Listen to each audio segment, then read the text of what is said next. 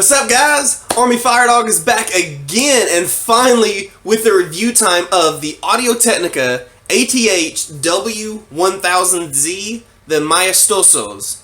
These are one of their premier lines in their wooden back series, which is what the W and the W1000Z stands for. It is wooden.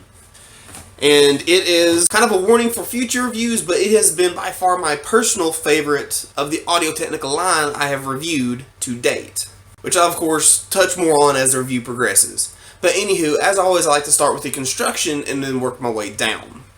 So the construction, I will say, needs a lot of love.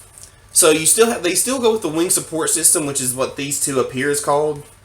And this provides, honestly, a very nice clamping force. It's not too firm, but it's not too soft. It stays on your head very, very nicely. So I really don't have any complaints with the wing system. My first complaint has to do with this joke of a headband. They might as well not even be there. Is the springs are just useless. They are so weak they don't even hold their own weight. And I'm sorry, when you have it on your head, all of your weight is not on here. The only thing this is for those of you who have more hair than I do, it just messes up your hair. All of the weight is supported on your head thanks to these large pads, and it lays against your ears. That fatigues your ears a lot quicker than what it should. Now, granted, and it's kind of touching more into the comfort side of it, the pads do a wonderful job of not letting it get to that extent quick. These pads let them stay on your head a lot more than what normally would be. Moving further down, you have the actual body. And it is pretty much solely a plastic material. And it's a nicer plastic, but it's still notably plastic. Right here, here, and then of course the body itself. There's very little movement. This is all the movement that the ATH-W1000Zs possess, is this right here. Which, granted, with these large ear pads, and they are angled, if you can see as well, they have an angle to make them sit more forward. That helps with the directional response, which makes them sound like it's coming more at you. It doesn't really need to move much. If you all recall the HD650s, they have even less movement than this, but they're not that bad. They sit very nicely on your head just by the way they're designed. Very similar with these, so I will give them a pass on that. Moving down a little bit more, you have the teak wooden backs. This is real wood, so it's a nice unique touch to it, so all the wooden patterns will be just a little bit different. That's really nice to have, and it's a small touch of uniqueness that I personally do enjoy. And a wooden back just looks so nice. Further down, you have another, and this is one of the biggest complaints I have, even bigger than this poor excuse for a headband, is the non-detachable cables. Come on. This is like one of the things that I just feel is inexcusable, especially at this time. This is almost standard in audio at this point. Because, and speaking from experience, not with any Audio-Technica products, but in another product I have reviewed, a cable can get damaged. Whether it be by your dog or anything else, a cable can get damaged. And if it's non-detachable, such as these, you can't just simply buy a replacement cable, even from Audio-Technica or insert brand here. With that being said, the cable itself. Now, this is not a cheap cable. It is actually a very nice oxygen-free copper cable. And it is also tangle-free. When you look at it and you feel it, it just feels like a really cheap, flimsy cable. And for a headphone that Audio-Technica MSRPs for $700, but you can find, for the $400 range that you can find them in, pretty easily, it's still just, there's no excuse. Like, it just does not feel like a premium cable, especially to be non-detachable. But getting off that rant, moving down, you do have a really nice termination. You have the wooden termination here into the 1/4-inch jack with the Maestosos. See if I can find it. There it is. Printed right on it. That's a cool touch, and it's a nice little bit of luxury that should go with a better cable, but it is a nice touch that Audio-Technica did put into their product, so I'll give them kudos for that. Now, moving down to the comfort on the ATH-W1000s I want to say I have an issue with, but due to these pads, and kind of a spoiler for the rest of this section, the Audio-Technica's choice on the padding is pretty much the only thing that saved this product on this section. But what I mean by this is all of the weight of this headphone, and it's not a super light headphone, it's not heavy, but it's not light either, rests on your ears, or rather, the area around your ears. And as I've said many times, I have above average ears. So these are really large circumoral ear pads. So that plays a lot. So all the weight is dispersed nicely here versus sitting right on top of this ear, which does fatigue, at least my ears, very quickly. There is just enough amount of give in them, but they're still firm to where it's not uncomfortable. Like, you don't feel like it's squeezing against your head, but it also doesn't feel like it's falling off either. So a great selection in padding and filling material as well. Now, somewhat of a downside to these pads is that they do make your ears warm. You will get warm, at least I did. Now, the clamping force, as I touched on earlier, is wonderful. It is, I mean, it sits on your head, it's snug, but it's exactly where it should be. So the comfort, I will say, I don't have that many complaints with them. Thanks to these pads, like if they use the pads that the AD-W1000X's did, or the A550Zs that I've previously reviewed, if they use those pads, this would not be salvageable on the comfort side.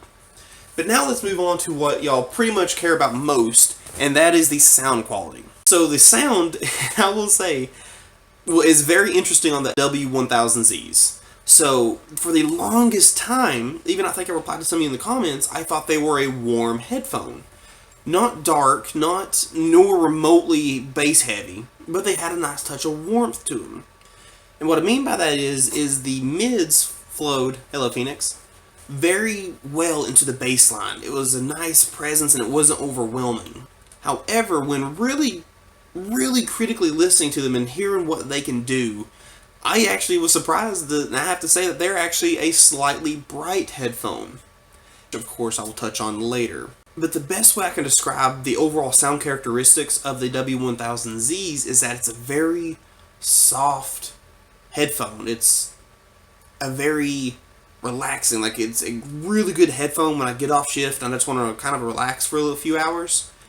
That does a really good job. If you will read my written review, which of course will be linked in the description box down below, I actually linked a playlist and quite a few songs that I think play not just really well with these given headphones, but are just great songs to listen to in general. And the soundstage is actually a bit small. Which ties into the characteristic of this headphone. It's a very intimate soundstage. Things aren't wide off at all. It's actually quite narrow. So when, especially like a live performance, when you're listening to, it sounds like it's being performed to you.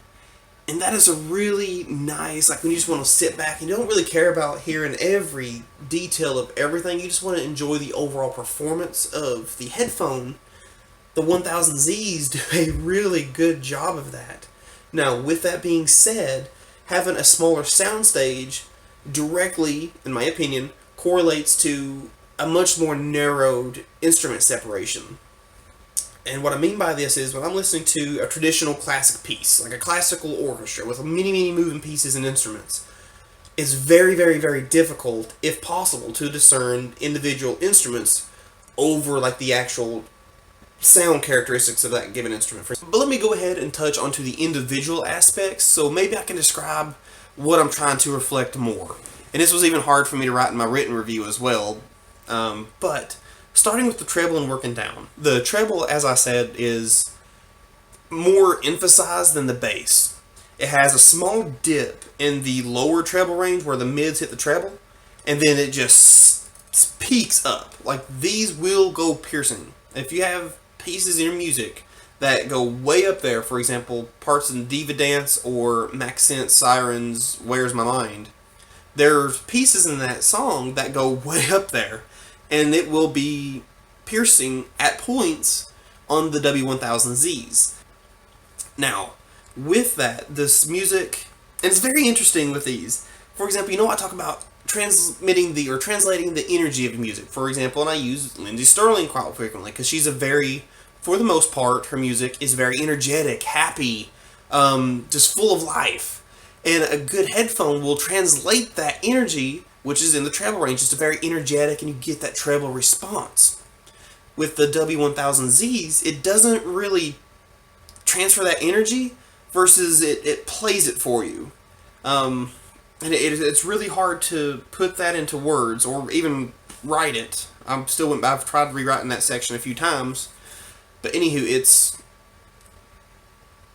like you're watching a performance on the TV. And it's a really nice TV. You have a nice 4K TV. But you're not there. You're not really experiencing it. You're just listening to it and it sounds great. But you're not there. If that makes sense. That's about the best way I can describe it. So that's the best way I can describe the treble on the W1000Zs. Bit difficult, I understand, but it's the best way I can describe it. Now the midsection, or as you all well know, it's my favorite. That's where the vocals are. That's where in my opinion, the emotions and the soul of the music is. I love on the W1000Zs. It is wonderfully clean. It's so clean. It's accurate. Hello, Phoenix. I'm doing a review now. I'm kind of busy. I love you very much. Anywho, without Phoenix interrupting, the midsection is where they listen to male or female vocals. Just comes through cleanly and accurately and without much bias to either the male or females. I originally honestly thought, especially when critically listening to it, that would spotlight the females more because it's more treble biased.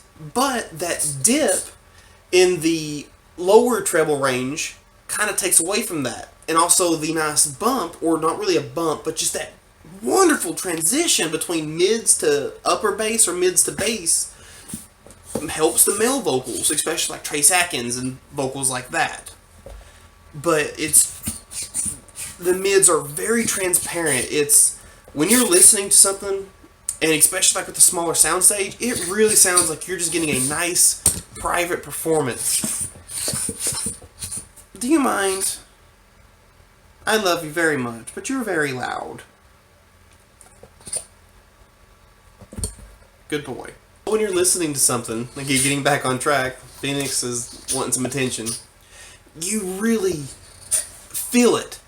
So I don't have any complaints with the midsections. They are, or rather it, is very, very well done. So finally moving down to the bass line. And the bass is, like I said, I thought it was more warmer because of how well the upper bass meshed into the mids. I mean, it's just a smooth transition and then a really quick drop. For example, the upper bass and the upper bit of the mid bass, because once you get to the mid part and down, it's just a really quick drop off. For example, there is no sub bass whatsoever with these headphones. None. A great video of that is, and I've used this in previous videos before, and also it's linked in the written review, but it's When the Beat Drops, and it's the AMV. But that is a really bass heavy remake of that song. Apologies, I don't know who originally wrote it. But this song, it's a very heavy bass remake, and you don't get that great oomph of what that song can do on the W1000Zs. As I'll reiterate, it's a very soft presenting headphone. All the music it just portrays very slowly and just very relaxing. It's a headphone you just enjoy the music with. You don't bob your head to it. You don't dance with it. You don't want to whatever with. It's just a headphone that is meant to lean back and just enjoy whatever it is you're listening to, regardless if you be watching a TV show, listening to music, whatever. So for those of you bass heads, or those of you who like some oomph to your music, these won't really suit your needs. They give you just enough punch where you don't crave more, but if you want to hit that punch and you want to feel it, these won't really suit you that well.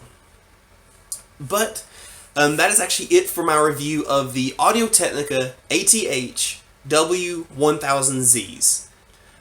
If ever I could get lucky enough where someone from Audio-Technica who designs these or who has some say can portray these, like if you could just change a few things, if you can just make a tighter spring here to where these are much firmer and like they'll just stay there. You have the clamping force down solid with these, so you don't worry about those. But if you can just tighten the spring here to where there's not as much give, that'll do wonders for the overall comfort and longevity of being able to wear them.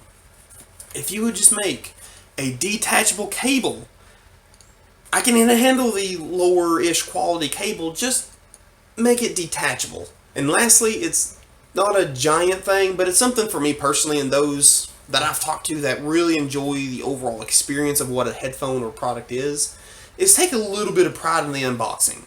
I mean, just a little bit more. The out of the box, this is okay. This is very professional. This makes me want to listen to this product. And then you got this. Come on. Some of this, okay, sure, whatever. Put it in the back. Put it in the inside pamphlet. But no, okay, even putting this aside. This is inexcusable. These are $400 headphones. This is what they put in the W550Zs. These are like the most I would put these on a $100 product, and that's about it. Phoenix.